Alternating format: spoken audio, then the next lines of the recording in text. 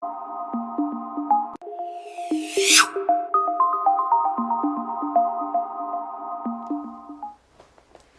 muito boa noite a você. Seja bem-vindo à página fanpage do IOSC. Nós estamos chegando em mais uma noite, desta vez nessa quinta-feira de temperaturas baixas, né? Os primeiros grandes registros deste ano aí de temperaturas baixas em toda a grande região, no estado de Santa Catarina e também no sul do Brasil.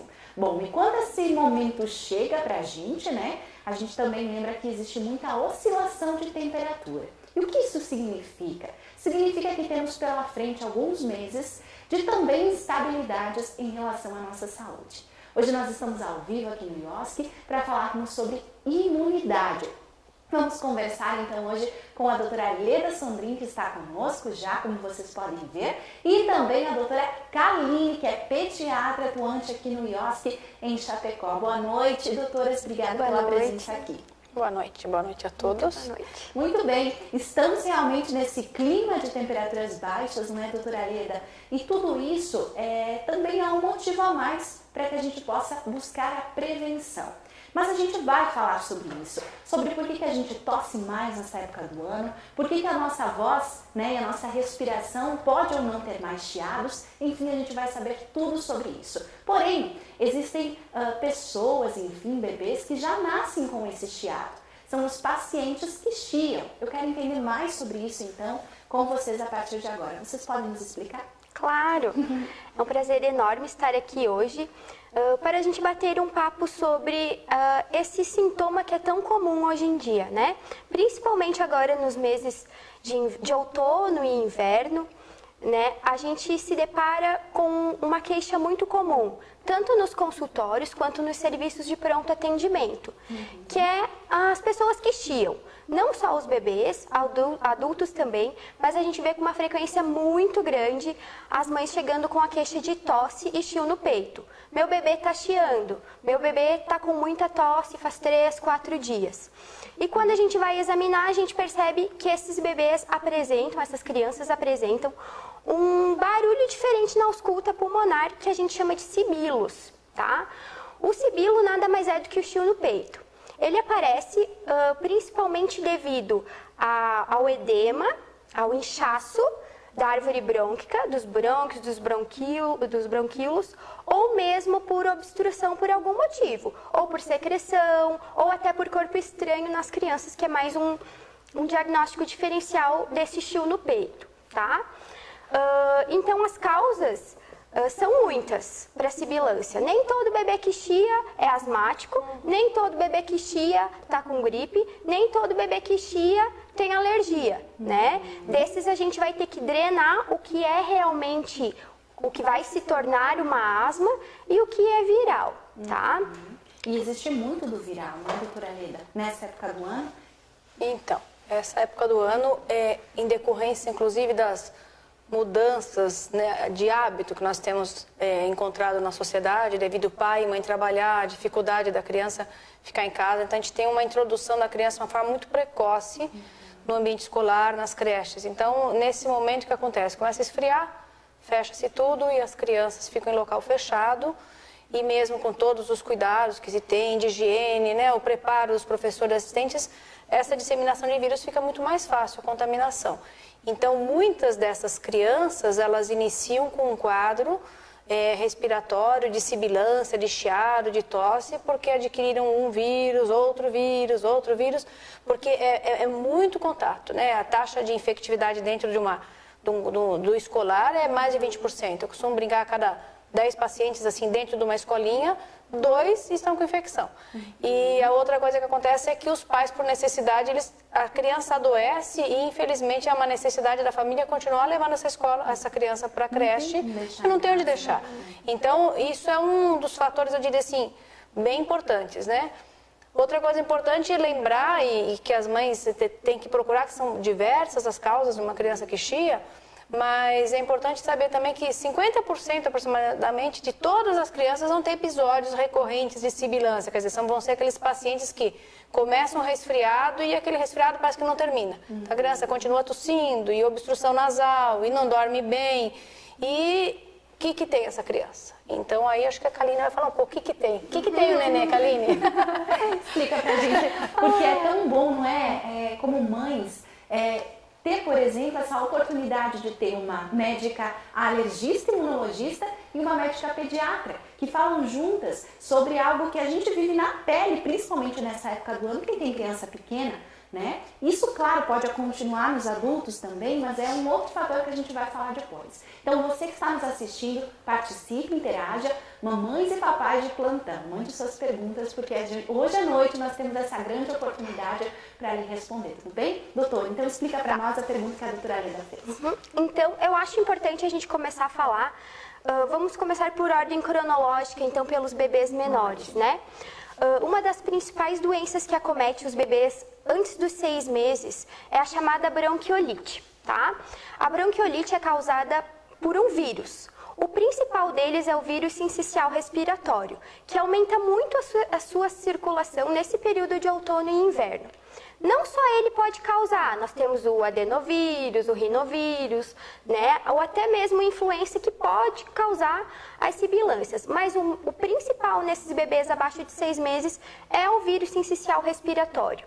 Então são bebês que vão estar com sintomas gripais, então vão ter a coriza, podem ter os espirros, podem ter uma febrícula, uma febre baixa, associado com a sibilância. Tá? Associado com seria esse chiado no peito. Associado com chiu no peito, tá? Normalmente a bronquiolite, ela dura o período que o vírus vai ter todo o seu tempo, de 7 a 10 dias, tá? Independente do que a gente use, a criança vai melhorar, exceto naqueles casos mais graves, tá? Quando a criança tem um esforço respiratório, você percebe que ela está respirando mais rápido, que aparece aqui no pescocinho dela que ela está com muita dificuldade respiratória. Esses casos a gente considera uma bronquiolite mais grave e às vezes até tem necessidade de internar para fazer oxigênio inalatório, que é o principal tratamento da bronquiolite. Porque na verdade a criança ela não consegue respirar sozinha. É isso? Então pode faltar? É porque ela tem um broncoespasmo. Existe uma dificuldade do ar a chegar até o final e fazer a troca gasosa. Então, justamente por aqueles motivos que eu falei anteriormente do chiu, né? A via aérea está mais fininha, por isso faz o barulho, tem dificuldade na troca gasosa, então ela vai precisar do suporte de oxigênio. Mas isso é uma parcela muito pequena dos bebês. Normalmente eles têm uma bronquiolite que é leve, que a gente consegue manter em casa com cuidados de lavagem nasal. Às vezes a gente pode fazer até um teste terapêutico com inalação de broncodilatador, tá? Mas normalmente evoluem bem, em 10 dias a criança está bem. Isso normalmente acontece nos bebês menores, abaixo de 6 meses, com atenção principal assim, para aqueles bebês que são prematuros, que já têm uma doença anterior, eles são mais suscetíveis também, tá? E isso acontece só em época de temperaturas baixas, doutora? Pode acontecer em outras épocas, porém é mais difícil. Aí é mais comum sibilar com outros vírus, rinovírus, adenovírus, né? O vírus sincicial respiratório, ele tem o período de rotatividade dele no meio, principalmente na nossa região, entre abril e agosto. Ótimo. E tem algo a ver também, doutora Leda, com a imunidade da criança? Por exemplo, por que a gente tem esses casos no frio? O que acontece com o nosso corpo que a gente acaba ficando doente, o bebê acaba ficando doente, então? Em geral, nós ficamos um pouco mais doentes no frio, né? Todos nós, os bebês, os escolares, os adolescentes e os adultos. Parte disso é pelo favorecimento que a questão do acúmulo de pessoas faz com essa transmissibilidade de vírus. Então, a gente tem muito mais virose no inverno, circula mais, transmite mais em função do contato, né? Seja o contato através das mãos, do espirro. Isso é uma coisa, mas esses pacientes... Os mais comuns são nessa faixa etária, então são os pacientes que vão sair muito bem disso. Eles vão ter o chiado, eles têm uma dificuldade respiratória, então as mães têm que ficar um pouco atentas, né? Que é uma tosse meio seca. Às vezes a criança faz assim, né, Kaline? Ela faz um pico febril, que às vezes a mãe nem viu. É muito comum isso na bronquiolite e a criança respira e chia. Não é sempre que a mãe, se a mãe colocar o ouvido, ela vai conseguir ouvir, fim, que é um chiado. O que está acontecendo? Está inflamado o brônquio decorrente do que? Uma resposta imunológica para um vírus. O vírus pegou a árvore respiratória, você produz muco, você tem um inchaço. E como, imagina assim, a árvore respiratória da criança, ela é toda mais delicada, ela é menos estruturada, então ela também colaba mais, ele faz uma secreção, então... E às vezes esse paciente vai lá seus 15 dias, mas assim, passou 15, 20, 30, ele está sibilando ainda. Isso também pode acontecer. Pode acontecer. Pode acontecer, quer dizer, está chiando ainda. E aí o que vem para mim, por exemplo? Às vezes um paciente assim, ó, foi ao pediatra, tá tudo correto, o diagnóstico correto, é isso, mas o que a gente está vivendo? Tempo assim, né, de que as coisas, eu respondo no WhatsApp. Então tudo que eu tenho de dúvida, tudo de doença tem que sarar daqui 5 minutos. Então às vezes... Está tudo orientado, então eu recebo muitos pacientes assim, será que eu não tenho? Olha, meu outro filho teve asma, será que esse também não tem? Então a primeira coisa, acho que para colocar aqui, é que as mães devem se investigar, logicamente, devem se acompanhar um paciente desse, principalmente o que fica mais tempo sibilando, porque pode realmente ter algum problema de imunidade, pode ter algum problema relacionado à alergia. Porém, é importante que fiquem tranquilas que isso assim, é da história natural da criança ter bronquiolite. Temos que ficar atentos, tem uns casos que complicam mesmo. Agora, a maior parte dos pacientes são pacientes assim, imunocompetentes, ou seja, o sistema imune dele funciona muito bem, mas ele adquiriu um vírus, que a natureza desse vírus, com a interação da resposta imune, faz esse processo inflamatório na região, né, de árvore brônquica, principalmente, e que às vezes é um pouco extenso. Então, a primeira coisa assim, ó, todo bebê que tosse e chia é um paciente alérgico ou tem asma? Não, tá? É aproximado. E a gente também, até uns 2 anos de idade, a gente não consegue, vamos dizer assim, etiquetar, ó, esse paciente tem asma. Agora, eu pego um lactente que tem uma bronquiolite pelo vírus sincicial, ele fica um pouco mais prolongado, tem uma história na família inteirinha, que a família toda tem alergia, o irmão teve asma, então a gente fica um pouquinho mais de olho, talvez para pesquisar se nesse paciente particularmente a gente não acha ou um quadro de alergia ou às vezes uma imunodeficiência, porque aí você pode ter coisas nisso, mas num paciente que complica um pouquinho, né? Muito bem. Carlinhos, explica melhor para nós então, passando do bebê, o que a gente encontra? Então assim, esse primeiro bebê teve essa bronquiolite, melhorou. Daqui a pouco ele começa a chiar novamente. Tem outra crise de broncoespasmo, tem outra crise de chio no peito. Num intervalo pequeno de tempo. No intervalo pequeno. Vai lá, consulta, a gente medica novamente. Daqui 15, 20 dias, de novo. Meu bebê está chiando de novo, tenho que levar de novo. Então isso já começa a se tornar um quadro recorrente de sibilância, né? A gente considera assim que 3 episódios de sibilância, de chio no peito, em 2 meses, ou um chio no peito que dura mais que 30 dias, a gente já considera essas crianças como lactentes sibilantes. Ou o bebê chiador. Aí, nesses casos, a gente vai ter que abrir um pouco mais o olho e começar a investigar outras coisas, como a doutora Leda estava falando. Se o pai e a mãe têm asma, se tem um outro irmãozinho que tem asma, se a criança tem alguma atopia na pele, alguma dermatite atópica, se é alérgico a algum alimento, ao ovo, ao leite, ao amendoim, enfim, se tem alguma alergia alimentar. Se alguma dessas coisas estiver presentes, acaba ligando uma luz para nós, dizendo, opa, peraí, essa criança pode se tornar uma criança asmática no futuro, porque tem uma história familiar bem florida e ele já é um lactente sibilante.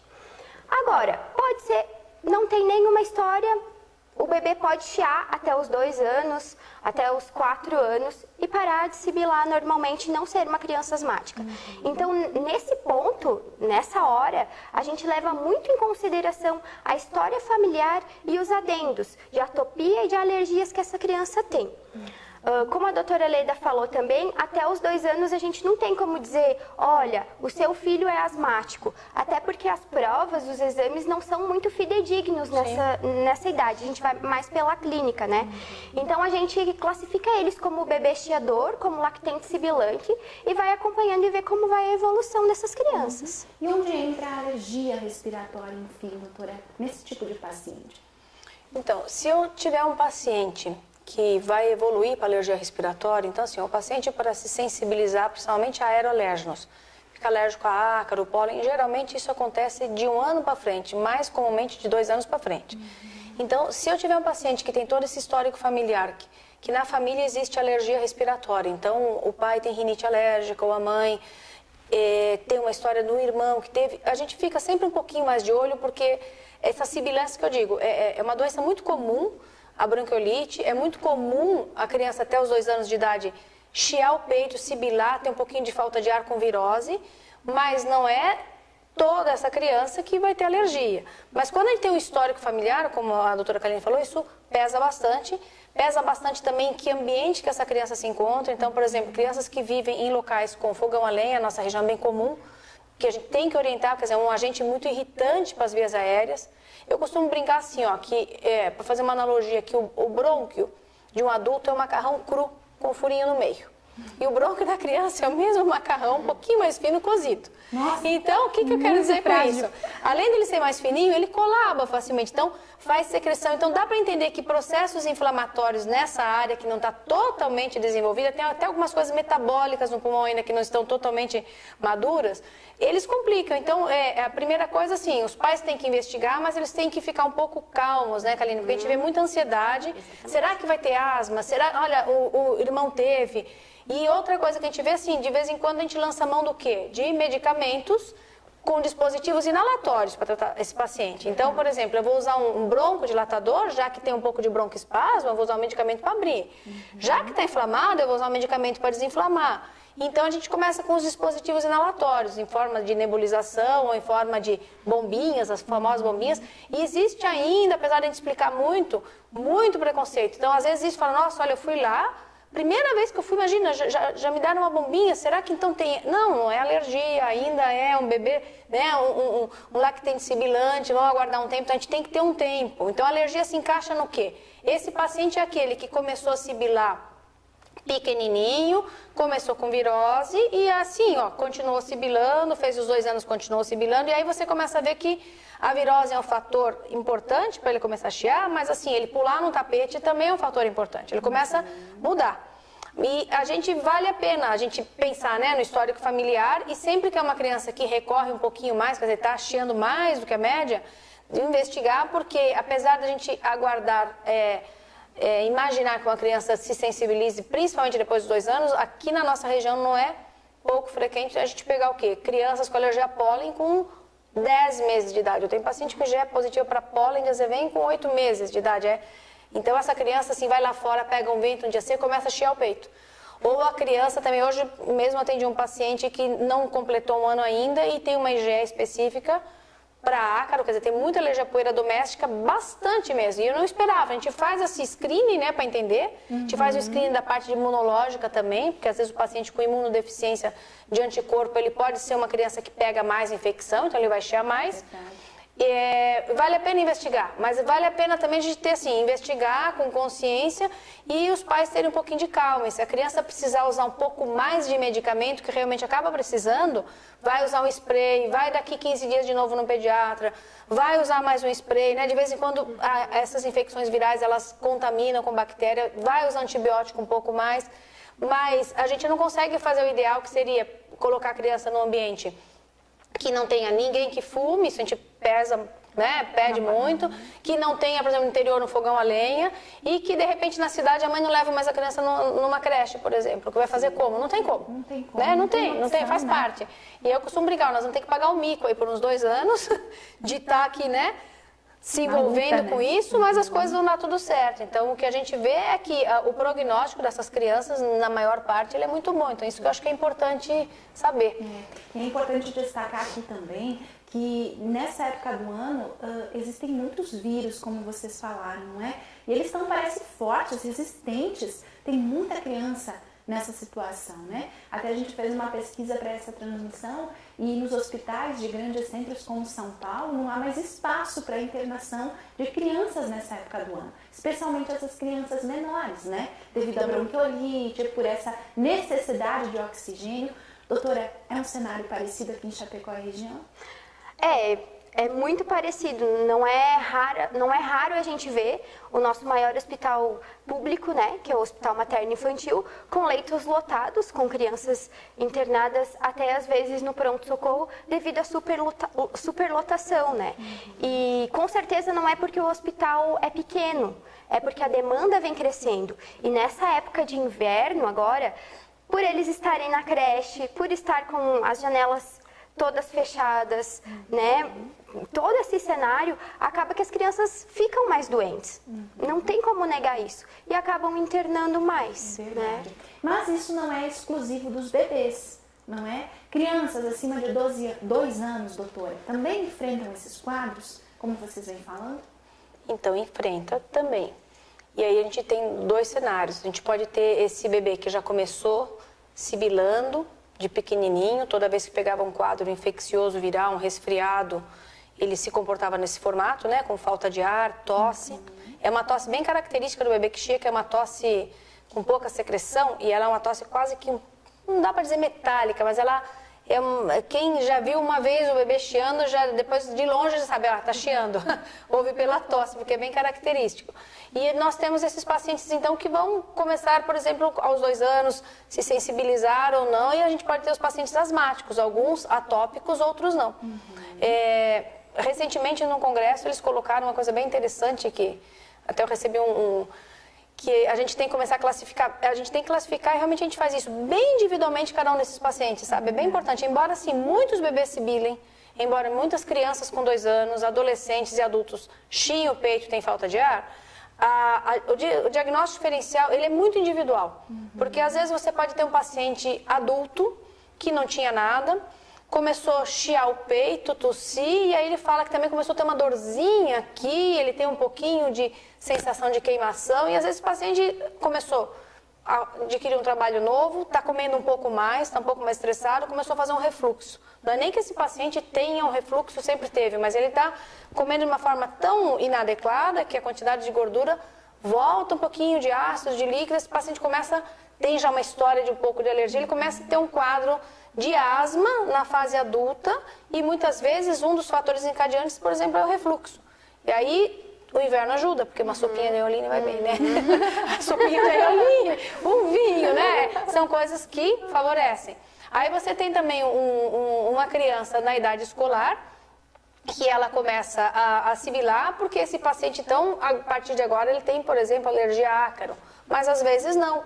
E a gente tem nesse bolo todo de pacientes que tinham alguns que de fato têm alergia alimentar. Então tem uns bebês sibilantes que eles começam com uma sibilância assim, porque é um lactente sibilante, com quadros virais, muito típico isso. E, na verdade, depois ele começa com alguns sintomas, não começa a ganhar peso, essa criança começa a ter diarreia, você vai ver, na verdade, a criança também tem uma alergia a uma proteína alimentar. E as coisas se sobrepõem. Então, os adolescentes também têm bastante isso, porque estão em locais fechados, têm contato em festas, inclusive, com o cigarro, às vezes se alimentam de uma forma inadequada. Então, o chiado no peito, a falta de ar, independente do paciente ser classificado como asma ou não, ou ter atopia ou não, quer dizer, o paciente que é alérgico, tem que entender que a gente vai ter que pegar um a um, cada bebê que vier chiando, mesmo que tiver 3 bebês, né, que a Calinha atender 3 bebês com vírus sincicial, eles vão ser diferentes. E cada um a gente vai abordar de uma forma. Então, e cada um tem uma história, porque a gente tem que ficar muito atento também ao ambiente. Então, às vezes a criança vai para a escola, a gente acha que o problema é a escola, mas lá na casa dela tem um gato, um cachorro dentro de casa, tem um avô que fuma, que diz que fuma fora, mas é na janela, tem um fogão a lenha, que é uma coisa muito prejudicial. Então, a gente tem muito adulto que adquire doença pulmonar obstrutiva crônica porque passou uma vida inteira inalando fumos de queima de lenha. E para convencer, às vezes, né, hoje, mas eu estava falando com um idoso, e falei para ele, nós vamos ter que parar o fogão a lenha, bem hoje, tá bem frio. Ele falou, o quê? Ele disse, é verdade? Que ela tá falando? Eu falei, senhor, me desculpa, tenta adaptar um gás ali, porque, então são essas coisas, então a gente tem que ser assim, ó, eu acho que dentro dessa área da medicina moderna, dessa troca de coisas, assim, muito incomum que a gente tem nas áreas, uma das coisas principais é entender que a gente vai ter que trabalhar sempre com prevenção, então lembrar disto, né? Lembrar assim, vamos orientar as pessoas a não fumar, que está voltando nesse boom de pessoas fumantes, né? A se alimentar de uma forma adequada, isso é uma coisa. Mas a gente tem que também, dentro dessa parte moderna, assim, individualizar muito o tratamento, não tem uma fórmula, né? Porque às vezes tem, para mim também, para a Kaline com certeza, liga, meu filho está tossindo de novo. Tá, mas ele tossiu há um mês atrás, é a mesma tosse? Não. Até porque um bebê que tem, ou um adulto que tem asma, ele pode tossir com uma infecção respiratória viral, com uma infecção respiratória bacteriana, porque inalou um irritante, né? Ou porque tá com outro motivo. Então, não tem uma formulazinha, né, Kaline? Assim, eu vou dar tal coisa. Isso é bem importante também os pais saberem. Não é a mesma coisa para todos nunca, né? É sempre importante examinar, né? Auscultar e ver se realmente tem ou se não tem, né? E é possível identificar, doutora, claro que é possível, mas no mesmo bebê, na mesma criança, esses diferentes graus? É possível identificar realmente, o bebê está tossindo por isso, ou ele está tossindo por aquilo, são feitos exames, ou é realmente nessa consulta clínica? Nessa questão de bebê chiador, então, a sibilância, a gente consegue fazer o diagnóstico clínico pela ausculta e pelo exame total da criança. Não há necessidade de fazer exames complementares como raio-x. Isso também, às vezes, é uma certa discordância, né, entre nós, pediatras, e os pais, porque os pais sempre querem fazer um raio-x para ter certeza, né? Mas se a gente não pede o raio-x é porque a gente tem certeza do que está auscultando, enfim, né? E já tem o diagnóstico. E outro ponto importante sobre isso, aproveitando o gancho para já falar, é que a radiação em excesso em crianças pode predispor a tumores mais adiante, né? Então, quanto menos a gente puder colocar radiação nessas crianças, nos raios-x, nas tomografias, nas ressonâncias, melhor, né? Porque uma criança muito irradiada pode ser uma criança que vai vir a desenvolver uma leucemia, um tumor de neurônio. Mesmo com esses equipamentos de exames tão modernos, né? Tão cheios de tecnologia, mesmo assim é perigoso. Assim. Porque a irradiação é a mesma, não tem como diminuir muito a irradiação pra gente ter o filme, né? Dá pra diminuir então a frequência desse paciente exposto a esses exames. Exatamente. Ótimo, que bom saber, né, que a gente tem esse diagnóstico pediátrico feito através desse conhecimento, né, doutora? Através das diferentes crianças também se tem esse conhecimento, né? São crianças com sintomas parecidos, então essa experiência vai aumentando também. Exatamente. E quando chega até você, doutora Leda, esse paciente, né, que já é tratado pelo pediatra, já está aí nos dias aí fazendo tudo aquilo que o pediatra indicou, como é que prossegue essa consulta? Então, o paciente que chega a mim, alguns chegam realmente como assim, tem um irmão que já é paciente meu, que sibila, que tem um diagnóstico de asma, aí o bebezinho, assim, a primeira sibilância com vírus, os pais vêm apavorados, lógico, né? Se tiveram uma experiência ruim com outro filho. Então, voltando a lembrar que não é porque eu tenho um irmão que sibilou, que um bebê sibilante, um bebê que está chiando, aquilo vai ser um diagnóstico igual ao do irmão. Não, mas tem que investigar e observar esse paciente. Ainda, a gente inicia com uma história clínica muito, assim, extensa e exame clínico. O exame clínico para esses pacientes, ele é bastante importante. A partir do 6º ano de vida, antes a gente consegue fazer outros testes, né, como prova de resistência, para entender como é a função respiratória dessa criança. A partir do 6º ano de vida, a gente consegue lançar a mão, então, de espirometria, que é uma prova de função pulmonar, que muitas vezes você consegue, ali naquele exame, identificar realmente que esse paciente ele tem, então, um quadro de asma, que o que a asma é? Ela é uma obstrução de vias aéreas, né? Inferiores, então obstrução brônquica, que ela é reversível ou parcialmente reversível, quer dizer, o paciente pode voltar ao normal com ou sem medicamento. Então, essa é a característica, e que cursa com inflamação. Isso é uma definição muito ampla que não consegue capturar todo mundo. Então, por exemplo, você pega um paciente que está sendo acompanhado com o pediatra, mas aí o pediatra encaminha quando? Normalmente para o alergista. Quando essa criança, então, passou um pouquinho, ela está tendo assim, mais que uma infecção a cada 40 dias viral, cada infecção que ela tem complica com a pneumonia, essa criança tem uma dificuldade respiratória maior, ela começa a ter sinais, então, de lesões cutâneas, então, Será que tem alergia? Opa, será que tem imunodeficiência? Quer dizer, tem uma deficiência de anticorpo? É assim que chegam esses pacientes para mim. Então, normalmente existe uma conversa assim de, como que eu posso dizer? A gente converge para a mesma situação, os pediatras, os alergistas, e a gente expande um pouquinho mais esse diagnóstico para poder dizer, orientar os pais, orientar o pediatra no sentido de falar, isso aqui nós vamos fazer isso, a imunidade não está boa. Nós temos nesse grupo de crianças também, um grupo bem grande de crianças que não respondem muito bem ao pneumococo, que é uma bactéria que eu diria assim, ela gosta muito desse ambiente aí que dá um vírus, que está inflamado. Então, ele acaba sendo uma bactéria, vamos dizer assim, que aproveita esse momento, que são essas crianças que fazem pneumonias de repetição, sinusites de repetição, otite. Então, a gente avalia como é a imunidade dessa criança para essa bactéria. Muitas vezes, após ela ter feito todo o ciclo completo do Programa Nacional de Imunização para essa vacina, a gente pede para fazer um que a gente chama de booster, e essa criança melhora. Então, a gente tem muitas ferramentas para melhorar. E a gente avalia sempre, com muita frequência, refluxo. A dieta da criança pesa muito. Então, as crianças que já estão maiores, que não são mais lactentes exclusivos, a gente sempre orienta a não mamar mais deitado, não usar mamadeira. Eu costumo dizer, ó, a bruxa está aqui hoje. A bruxinha vai pedir para o neném parar de mamar mamadeira, não mamar mais deitado, porque são situações que favorecem, então, a criança ter uma deglutição atípica, ela aspirar um pouquinho e ela também chiar. É comum também um paciente que foi um sibilante, assim, recorrente de bebê, em função de ter tido muita infecção, a mãe também fica um pouquinho, né, mais cuidadosa e acha bonitinho, e a criança às vezes vem 4, 5, 6 anos, está com mamadeira ainda, e mamando deitado. E aí está tossindo, e não é raro pedir, ó, nós vamos fazer assim, ó, esse primeiro mês eu vou investigar com alguns exames laboratoriais ou com teste cutâneo e vamos tirar a mamadeira, por exemplo, e a criança melhora. Então, por isso que eu digo, tem que individualizar, você tem que ver a situação assim do índice de massa corporal da criança. Então, as crianças que têm um peso um pouco aumentado, a gente sabe que muitas vezes sibilam mais. Mas nesse meio a gente tem o quê? Um prognóstico no qual uma grande parte dessas crianças que chiaram bastante de pequenos, eles não vão chiar mais e não vão ter mais nada. Então, era só o quê? Eram infecções de repetição numa criança que ainda não está madura.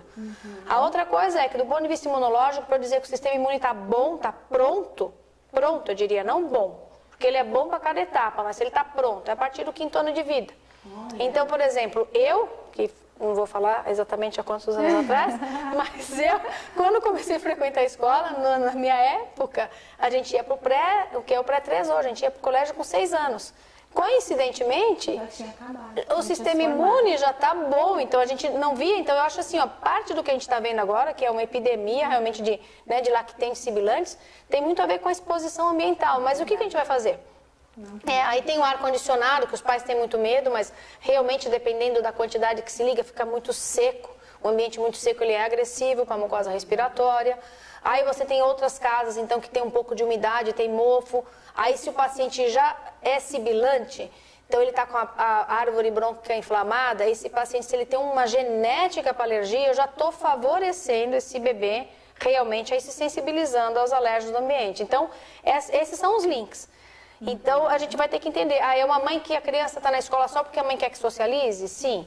Tem um lugar muito bom para a criança ficar na escola? Sim. Dá para ficar esse semestre? Tá. Então, às vezes a gente tira a criança um período, depois volta. Então, na verdade, existe uma conversa muito convergente nisso, né? De somatória entre o alergista, o imunologista, o pediatra. E esses bebês e crianças e adolescentes, eles podem, então, caminhar para pacientes que têm asma. Então, a definição da asma, é isso que eu falei, né? Um processo inflamatório, parcialmente reversível ou não. Mas o diagnóstico é feito como? História clínica, o número de recorrências que tem, a prova de função pulmonar, a pesquisa de alergia. Então, você vai juntando o quebra-cabeça, no qual mesmo, de vez em quando, assim, ó, depende do paciente, ele vem, depende da idade, você consegue, assim, numa primeira consulta pela história, saber ele tem asma. Mas agora, assim, qual é a asma dele? O que eu vou fazer com essa asma? A asma dele piora por causa do refluxo, piora porque come muito, piora porque tem cigarro.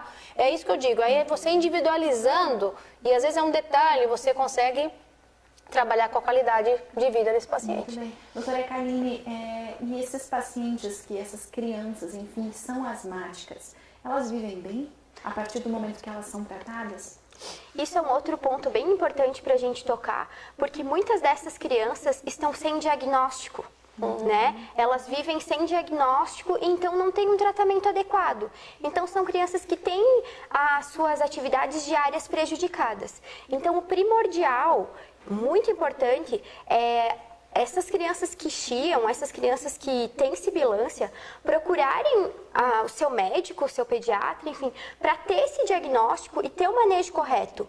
Porque se elas forem tratadas, elas vão ter uma vida completamente normal, inclusive com atividades físicas, na escola, sem nenhum prejuízo. Mas é muito importante que elas sejam adequadamente tratadas e acompanhadas.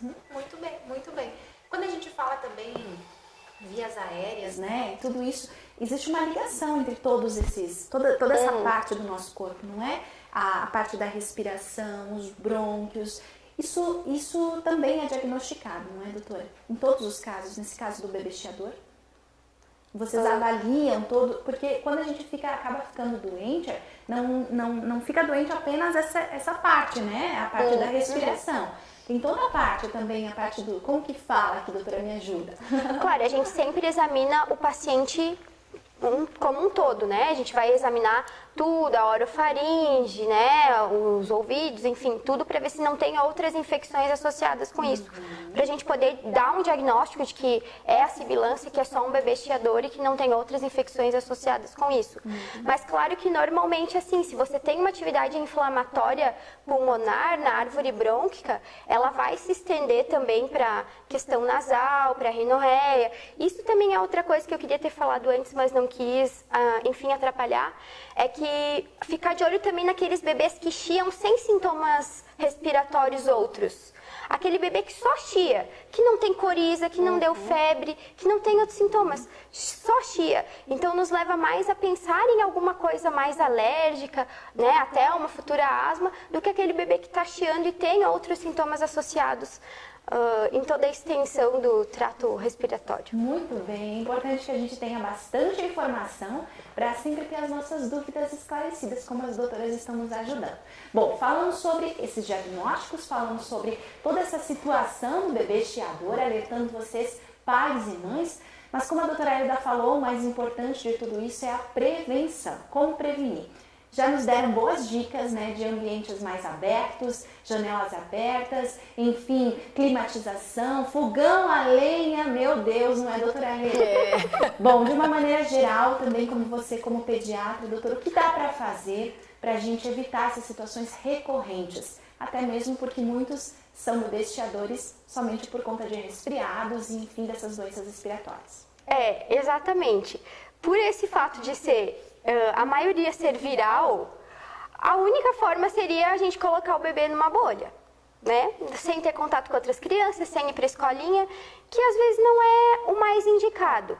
Então, se é um quadro mais grave, se é um quadro mais recorrente, a gente pode fazer isso, como a doutora Leda falou, deixar um tempo a criança fora da creche, deixar um tempo a criança fora da escola, para depois reintroduzir. Mas na maioria dos casos, a gente acaba acalmando os pais e falando, olha, é assim mesmo, vai passar, é uma fase, né? Vamos ter um pouco de paciência, porque os benefícios do estímulo da escola às vezes são maiores do que o transtorno, enfim, da criança ter a infecção viral.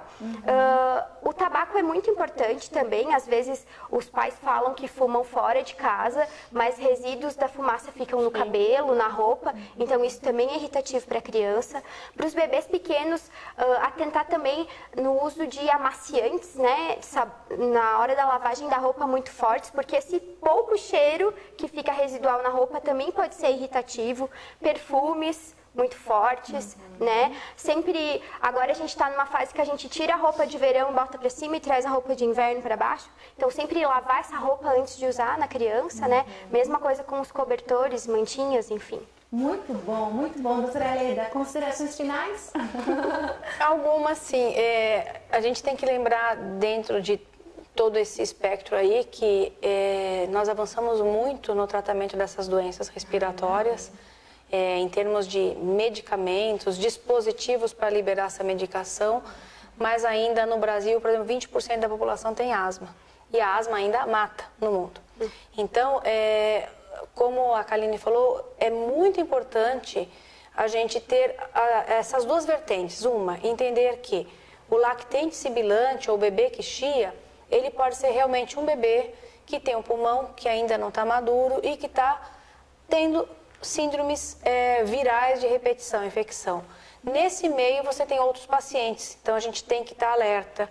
E a outra coisa extremamente importante é que o tratamento adequado, por isso que eu digo de individualizar, porque o que a gente ainda vê? Um paciente, mesmo adulto, que já tem, que você poderia fazer o diagnóstico assim, ó, na hora de asma para esse paciente, inclusive de asma moderada ou asma grave, não sendo tratado de uma forma, porque a asma é uma doença que eu tenho que tratar crise, mas o que eu não quero tratar crise. Eu quero que o paciente não tenha mais, eu quero prevenir que ele tenha crises graves, ou eu quero tirar ele de um status de asma grave para asma leve. É isso que eu quero fazer. Então, lembra, é uma inflamação da árvore, eu tenho que diminuir essa inflamação. Então, lógico, tem que pesquisar a causa, mas eu tenho que pensar o quê? Em tratamento preventivo. E, infelizmente, a gente vê ainda, em grandes centros urbanos, principalmente, que a mortalidade da asma ainda é alta em adultos, em criança também, mas em criança fica esse aspecto que, em alguns casos, realmente tem alguns casos mais graves, né, de bronquiolite ou de influenza. Então, a vacina da gripe está nessa história da prevenção também. E a outra coisa que você perguntou de vias aéreas, a gente costuma brincar em alergia que a gente tem vias aéreas unidas, porque a gente divide o sistema respiratório em via aérea superior e inferior, mas a gente não tem uma porteira, né? Não tem ali um dado. O que acontece? É muito comum pacientes com asma serem portadores de rinite alérgica. E esses pacientes, muitas vezes, o gatilho para ele começar a asma é a rinite. Ou é uma sinusite, porque a sinusite bacteriana, ela pode dar um processo inflamatório e desencadear uma crise no paciente que é asmático. Então, por isso que eu digo, cada paciente, em cada situação que tosse e chia, é um paciente diferente. Mas eu acho que o alerta fica assim, lembrar da vacina da gripe, lembrar que a gente vai tentar fazer de tudo para a criança ter a vida normal, quer dizer, ir para a escola, brincar, correr. Lembrar que essas doenças, elas ocorrem com muita frequência, mas elas não podem ser subestimadas também e tem que individualizar o tratamento e que esse tratamento tem que ser no sentido preventivo e quando o paciente já tem um diagnóstico mais firmado, quer dizer, pensar em tratar de uma forma adequada e rever esse paciente, reavaliar e pensar nesses irritantes que ainda assim, o cigarro, infelizmente, cigarro e álcool é algo que assim... A prevalência de pessoas, né, usuárias de cigarro e que bebem álcool tem aumentado novamente no mundo. Então, o álcool para o adulto e o tabagismo para a criança que convive com o tabagista e para o próprio paciente que tem asma, né, o cigarro, são aspectos que se nós pudéssemos trabalhar um pouco mais seria muito importante para diminuir. É verdade. Nós estamos numa geração agora, né, essas novas gerações especialmente, não estão tão acostumadas com aquelas campanhas de prevenção em relação ao tabaco, ao álcool, como as gerações passadas estavam. Então isso tem crescido realmente, né, aquela coisa da gente ter que voltar, né, a fazer todo esse trabalho de conscientização para que haja realmente essa mudança de novo de hábito, não é, doutoras? Sim. Doutoras, obrigada. Obrigada pela entrevista, obrigada pelos ensinamentos. Todo esse conteúdo estará, então, no site do IOS, que a gente vai colocar o link para você acessar em breve. Você acessa esse link e pode rever a nossa transmissão e também entender todas essas dicas da doutora Leda Sambrin e também da doutora Kaline, pediatra, doutora Leda, alergista e imunologista aqui do IOS. Obrigada a vocês, então. Muito obrigada. Boa noite. Boa noite. E a vocês que estão com a gente, obrigada, então, a todos que participaram conosco, a Glácia, a Débora, a Marlene, a Kelly, a Lucilene, enfim, todas as pessoas muitas pessoas estão assistindo a gente nesta noite fria de quinta-feira, diretamente de Chapecó. Obrigada a todos vocês e obrigada a todos que ainda vão ver essa entrevista no decorrer da semana aqui na fanpage do IOSC. Lembrando que quem vier ao IOSC aos próximos dias, que fica... Qual bairro que fica aqui, doutora Leda? Aqui é Santa Maria. Santa Maria, isso mesmo. É logo, né, na subida aqui de Chapecó, isso mesmo. Então, para vocês que vierem até o IOSC está apoiando uma grande campanha, que é a campanha do agasalho aqui da Prefeitura de Chapecó. Você pode, então, fazer a sua doação. Aqui é um ponto de coleta especial. Você pode vir até aqui, confiar e doar aí agasalhos, cobertores, tudo aquilo que pode fazer a diferença na vida de outras famílias, tudo bem? Então nós temos um ponto de coleta, a Prefeitura de Chapecó, através do Centro de Assistência, enfim, faz a seleção aí das comunidades e das famílias que precisam e a distribuição. Chapecó é uma cidade grande, a região aqui é uma região grande que precisa de doações. Então, o IOSC está apoiando essa iniciativa. Boa noite a vocês, obrigada pela audiência, pelo carinho. A gente volta em breve com outras informações ao vivo, para que você possa participar. Até mais.